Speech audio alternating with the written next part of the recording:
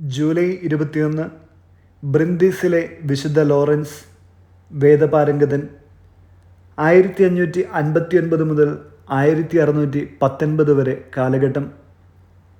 Latin, Hebrew, Greek, German, Bohemian, Spanish, French എന്നീ ഭാഷകൾ വിദഗ്ധമായി കൈകാര്യം ചെയ്യാൻ കഴിഞ്ഞിരുന്ന ഒരു കപ്പൂച്ചിൻ വൈദികനാണ് ലോറൻസ്. അദ്ദേഹം 1559 ജൂലൈ 22 ഇറ്റലിയിൽ ബ്രിന്ദിസി എന്ന സ്ഥലത്ത് ജനിച്ചു. ഷഷ്ടിപൂർത്തി ദിവസം മരിച്ചു. അദ്ദേഹത്തിൻ്റെ മാതാപിതാക്കന്മാർ വില്യവും എലിസബത്ത് റൂസോയും. മകന് പേരിട്ടത് ജൂലിയസ് സീസർ എന്നാണ്.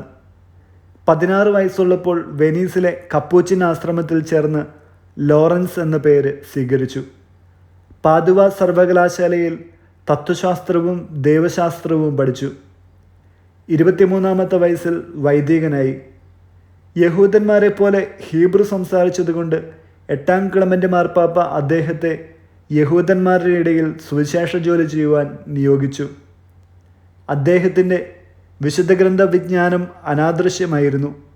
1956 കപ്പൂച്ചിൻ സഭ അദ്ദേഹത്തിൻ്റെ ഗ്രന്ഥങ്ങൾ 15 വാല്യമായി പ്രസിദ്ധീകരിച്ചിട്ടുണ്ട്. 31-ാമത്തെ വയസ്സിൽ ഫാദർ ലോറൻസ് ടസ്കനിയിലെ പ്രൊവിൻഷ്യലും 1602 കപ്പൂച്ചിൻ സഭയുടെ മിനിസ്റ്റർ ജനറലുമായി. 3 കൊല്ലം കഴിഞ്ഞ് അദ്ദേഹത്തെ വീണ്ടും തിരഞ്ഞെടുക്കാൻ തുടങ്ങിയപ്പോൾ ആ സ്ഥാനം അദ്ദേഹം പാടെ നിഷേധിച്ചു. 1571 ലെപ്പാന്തോ യുദ്ധത്തിന് ശേഷം തുർക്കികൾ ഒന്ന് ഒതുങ്ങിയെങ്കിലും സുൽത്താൻ മുഹമ്മദ് തൃതീയൻ ഹംഗറിയുടെ കുറേ ഭാഗം പിടിച്ചടക്കുകയുണ്ടായി. ക്രിസ്തീയ ജർമ്മൻ രാജാക്കന്മാർ ഒരുമിച്ച് നിന്ന് സമരം ചെയ്യുന്നതിന് വേണ്ട ഉപദേശം നൽകുവാൻ റുഡോൾഫ് ചക്രവർത്തി ഫാദർ ലോറൻസിനെ നിയോഗിച്ചു. 80,000 തുർക്കി പടയാളികൾക്കെതിരെ ഫാദർ ലോറൻസ് 18,000 ക്രിസ്ത്യൻ യോദ്ധാക്കളെ നിരത്തി. ഫാദർ ലോറൻസ് ഒരു കുരിശുരൂപം കയ്യിൽ പിടിച്ച് കുതിരപ്പുറത്തിരുന്ന് യോദ്ധാക്കളെ നയിച്ചു. സ്റ്റുൾവെയ്സൻബർഗിൽ വെച്ച് സൈന്യങ്ങൾ ഏറ്റുമുട്ടി.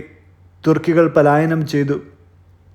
ജർമ്മനിയിൽ ഫാദർ ലോറൻസിന് ധാരാളം മാനസാന്തരങ്ങൾ നേടുവാൻ കഴിഞ്ഞു. സ്വദേശമായ നേപ്പിൾസിലെ ഒരു തർക്കം തീർക്കുവാൻ ഫാദർ ലോറൻസ് പേപ്പൽ പ്രതിനിധിയായി ലിസ്ബണിലേക്ക് പോവുകയുണ്ടായി. അവിടെ വച്ച് മൃതികരമായ രോഗം പിടിപെടുകയും 1619 ജൂലൈ 22 ദിവംഗതനാവുകയും ചെയ്തു.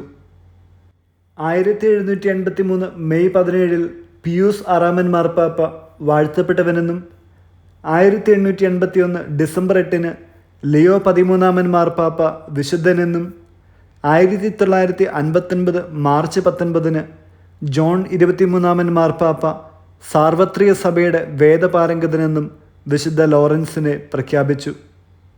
വചനം 2 കൊറിന്തോസ് 10 17-18 വാക്യങ്ങൾ. അഭിമാനിക്കുന്നവൻ കർത്താവിൽ അഭിമാനിക്കട്ടെ. എന്തെന്നാൽ തന്നെ തന്നെ പ്രശംസിക്കുന്നവനല്ല, കർത്താവ് പ്രശംസിക്കുന്നവനാണ് സ്വീകാര്യൻ. വിചിന്തനം. നമ്മുടെയെല്ലാം വ്യക്തിജീവിതത്തിൽ ദൈവം പ്രവർത്തിക്കുന്നത്, വ്യക്തിപരമായ ഒരു അനുഭവം ഉണ്ടാകുന്നത് മറ്റുള്ളവരോട് പറയാതെ ഒരു സമാധാനമുണ്ടാവുകയില്ല.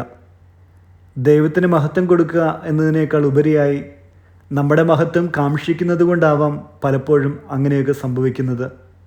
അത് അഹങ്കാരമെന്ന ഒരു കുഞ്ഞു പൊടിയെ നമ്മുടെ ജീവിതത്തിലേക്ക് നിക്ഷേപിക്കുകയാണ്. ആ പൊടിക്ക് കനം വയ്ക്കുമ്പോൾ അത് വലിയ പാപത്തിലേക്ക് നമ്മളെ നയിക്കും.